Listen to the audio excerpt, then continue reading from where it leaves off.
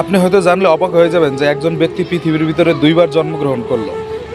সেই ব্যক্তিটার যদি কেউ নাম নিত তাহলে এই মাথা কেটে পড়ে যেত। আজও পর্যন্ত ওই ব্যক্তিটার নাম একজনে যদি নাপাক শরীরে নেয় তাহলে একটা গায়ের পশম পড়ে যায়, এটা হাদিসে বলা আছে এবং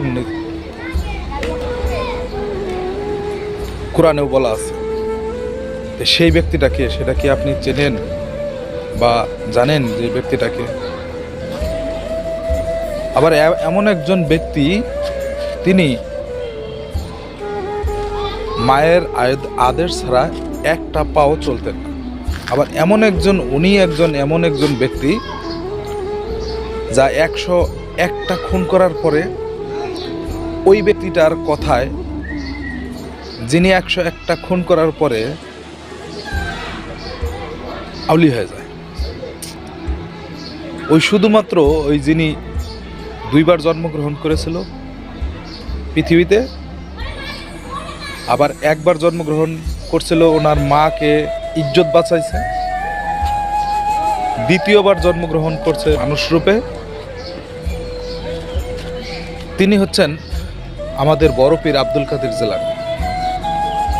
যদি কেউ না জেনে থাকেন তাহলে আজকে জেনে গেলেন যে পৃথিবীর ভিতরে দুইবার জন্মগ্রহণ করলো সেই ব্যক্তিটা, তার নাম আব্দুল কাদের জিলানী, বড় পীর আব্দুল কাদের জিলানী, পীরেদের সবার বড়। তো একবার ভাবুন তো যে পীরেদের ভিতরে সবচেয়ে বড়, আর এখন বর্তমানে আমরা পীরদেরকে মানি না। আমরা ওই এটা কি বলে আপনার মাজারকে মানি না।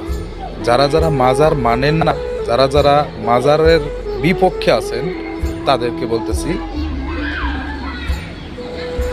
18,000 মাখলুকাত সৃষ্টি হয়েছে পীর পয়গম্বরের মাধ্যমে।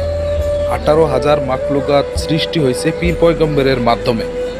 আমি পীর পয়গম্বরের মাধ্যমে কেন বললাম? পীর পয়গম্বর শুধুমাত্র মারফতি লাইন যেটাতে আছে সেটার ভিতরে। তাহলে মারফতি লাইন হযরত মুহাম্মদ সাল্লাল্লাহু আলাইহি সাল্লামও মারফতি লাইন ছিলেন, মারফতের বিকাশকার করতেন, মারফতের পথিক হয়ে উনি নবুয়ত লাভ